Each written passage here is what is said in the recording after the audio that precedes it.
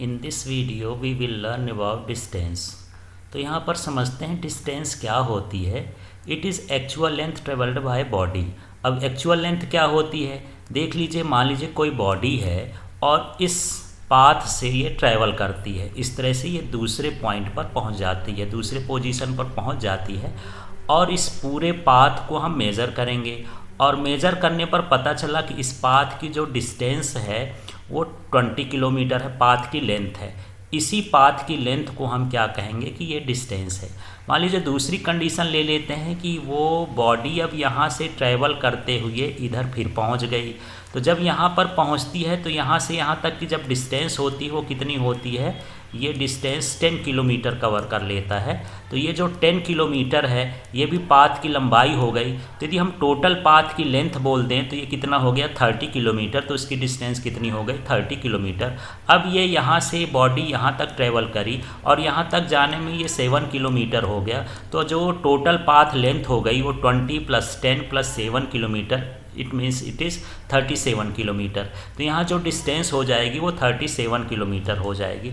Another example लेते हैं, मान लीजिए यहाँ से कोई एक स्ट्रेट पाथ हो गया। इस स्ट्रेट पाथ में भी कोई ऑब्जेक्ट यहाँ से ट्रैवल करती है और यहाँ से यहाँ तक जाने में ये 7 किलोमीटर लेंथ को ट्रैवल करती है। तो ये जो 7 किलोमीटर लेंथ हो गया, यही इसकी क्या कहला गई, डिस्टेंस कहला गई। जो पाथ है वो कैसा भी हो सकता है, स्ट्रेट भी हो सकता है, कर्व भी हो सकता है, जिगजैग भी हो सकता है, किसी कंडीशन में भी हो सकता है। यदि इसी पाथ से यहाँ तक ये आगे बढ़ गई तो यहाँ पर 7 किलोमीटर और लौट के भी कितना आई, 7 किलोमीटर। तो हम यहाँ पर टोटल पाथ लेंथ ले लेंगे कि 7 ये हो गया, 7 ये हो गया, तो कितना हो जाएगा, 14 किलोमीटर इसका जो है लेंथ हो गया।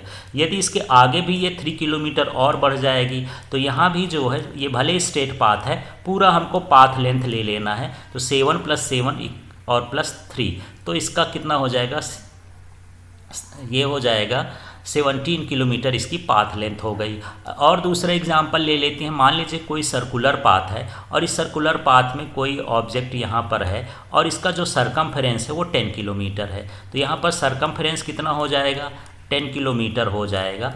तो यहाँ से यदि कोई ऑब्जेक्ट चलना चालू करती है और ये इस रास्ते से जा रही है तो कितना हुआ, 10 किलोमीटर। तो इसका जो पाथ लेंथ हो गया 10 किलोमीटर। मान लीजिए कोई लड़का, ये साइकिलिस्ट है, वो बार बार यहाँ पर जो है 5 राउंड करता है।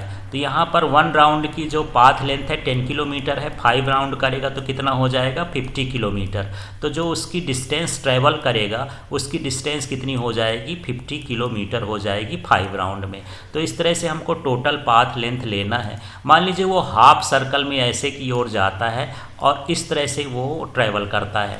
तो यहाँ पर मान के चलिए कि यहाँ से ये ट्रैवल किया ए से लेकर के और ये इस पाथ से जाते हुए इसी पर आ गया। अब इसकी जो रेडियस है वो कितनी है, r है। तो यदि हम यहाँ पर इसका टोटल डिस्टेंस निकालेंगे तो यहाँ पर जानते हैं जो सरकमफ्रेंस होता है पूरे सर्कल का वो होता है 2πr। यदि हाफ सर्कल की बात करें तो हाफ सर्कल का सरकमफ्रेंस, इसकी बात करें तो ये हाफ है तो हाफ हो जाएगा, तो कितना हो जाएगा, πr। तो πr हो गया। अब यहाँ पर ये इधर भी आ रहा है इसमें, तो इसकी डिस्टेंस इसको भी लेंगे और इसको भी लेंगे तो ये 2r हो जाएगा। मतलब r + r तो कितना हो जाएगा, 2r। तो इसकी जो टोटल डिस्टेंस है ट्रेवल्ड बाय बॉडी वो क्या हो जाएगी, πr + 2r।